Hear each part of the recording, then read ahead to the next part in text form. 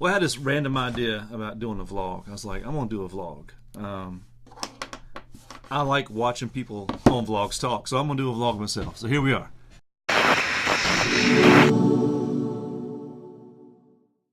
What I'm gonna do talk about is every dude. I know every dude, at least on women, got your girlfriends, but dudes, we got our core group of dudes when we're going through our teenage years. Most people I know did. I know I certainly did, and it was no different. Scott, Wayne, Chris, and me. We were the four horsemen of pitifulness, I guess. And we were always doing stuff, and then girls got the picture. But anyway, growing up, you're always born with your first friend. I guess for me, it's most people's cousin. My cousin Scott. We grew up together. We were a frickin' frack. We were buddies. He's about 1 year older than me. Also, another family friend I grew up with that became one of my best friends was Wayne. Wayne was a family friend. He was in the same. His dad was in the same band as my uncle, and played with my grandpa, who was a musician. And so that's how we became friends. Me and Wayne. Wayne and Scott were totally different. Scott was easygoing, quirky, dry, funny, very funny. But he was a skateboarder back in the 90s. This is the 90s we're talking about. This is like 89 through 2002 time period here, I guess. I don't know, it seems like. And Scott had the funny haircut. He was into the skateboarding when it became popular the first time around. Tony Hawk just first came out, and there were skateboard videos on VHS. I thought they were cool as crap. Punk rock music at the time in the 80s was like the Dead Milkmen, Circle Jerks, Minor Threat. I can't even think of any other ones, but that's the three I can remember the best of. That's my cousin. We grew up together. We were tight. We're inseparable. You hang out with a friend so much that you have your own kind of language and your own inside jokes. Well, that was me and Scott. Excuse me. Wayne was completely different. Wayne was the opposite, I guess, of Scotty. And I'm going to say this, a little disclaimer. I am telling these stories the best of my recollection. There may be some inaccuracies, but this is how I remember it, and I'm trying to be truthful as possible. And I've also heard that when you recall something from memory, all you're really doing is recalling the last time you recalled it. So I don't know if that's true or not, but Wayne was a different sense of humor. Wayne wasn't as funny as Scotty, but Wayne was cooler than Scott, I could say. Wayne was a great artist. He could draw lifelike portraits since the 10th grade or before that. Really good artist. He was fast. He could outrun. He was like the second fastest guy in the school. He was like we was a very big school. As ratings go, we was up there at the top. Wayne was really fast for a white boy. Run track really fast. He jumped really high. We played basketball all the time, me, Wayne, and Scott.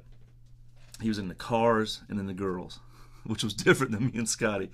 Me and Scott were into movies, mad movies, Nintendo games, and old school gangster rap. Yes, NWA, Ice Cube. Me and my cousin Scotty could still to this day rap every lyric from every album back in the early 90s. Until grunge hit. When grunge hit, that was a game changer. But anyway, around that time, the grunge movement, I guess 94, 95, we started hanging out with my buddy Chris, who knew from school. Chris was more like me. I had long hair, long blonde hair down here. Chris had long black hair down here. Wayne had just black basic hair. Scotty had like a dirty blonde basic hair. They could have kept it short. Chris had like a bunch of nicknames. We called Chris 100 different nicknames.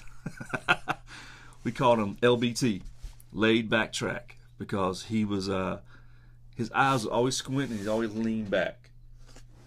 Coolest dude I know. Cool, laid back. We call him Soul Man because he was laid back, other than when he was singing a song that he liked. That Creed song, Dead on a Sunday Morning or something. He would soul man it, and we call him Soul Man when we start hanging out. And Scott played guitar, he played guitar. Chris was a soul man. That's how that was the four of us. I was I guess, how do you judge yourself? I was the middle guy. I was middle.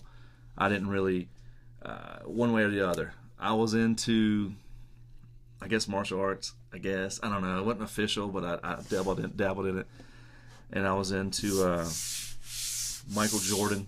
It's the '90s. Me and Wayne was pretty much obsessed with Michael Jordan. Everything was Michael Jordan. Everything we wore. I used to play basketball with a knee brace on under my knee. You know, that black and red knee brace that Michael Jordan wore underneath his knee. Well, that's what I wore. And my knee was fine. I just obsessed. I had long blonde hair. I'd wear a headband. And I had Spec Rex goggles on. I still got them somewhere. I ought to pull them out. With the Michael Jordan knee brace, Michael Jordan jersey, and Michael Jordan shoes. How embarrassing. But, you know, whatever. It was the 90s. I was decent at basketball. Wayne would wear a Michael Jordan shirt and then same knee brace. And we played constantly. Wayne was a better shooter. I was a better, I guess, slash and driving in the lane kind of guy. Chris was everything. Chris was a really good shooter. Scotty was a great point guard, assist shooter. But anyway, that was our four guys growing up. That was it. That was the four brohams, the four horsemen. The first person to get a girlfriend was Wayne, the Yoko Ono of the four Beatles, the four horsemen. Wayne got a girlfriend and then just kind of did his own thing. You know, it's about the time we all started getting our licenses and stuff. And we clowned him.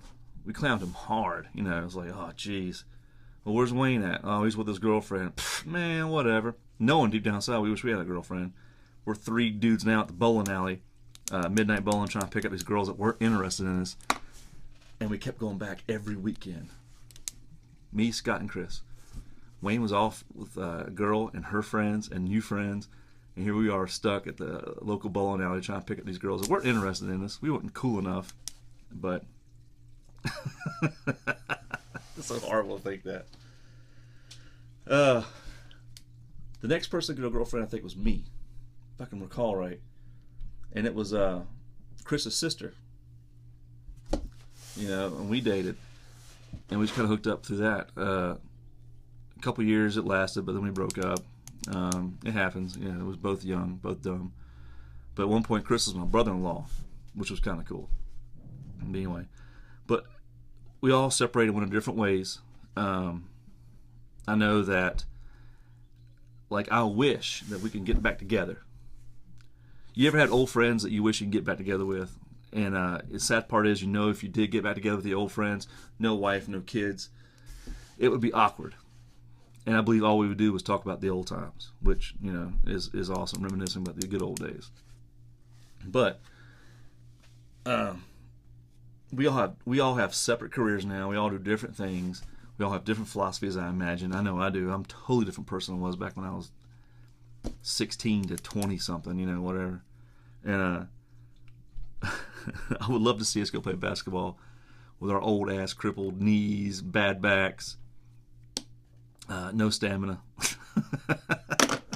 That'd be awesome. But anyway, that was pretty much us in a nutshell. We used to do this pretty pathetic trick, the four of us, looking back, and it's pretty funny. We'd go to the mall. You know, go to the mall.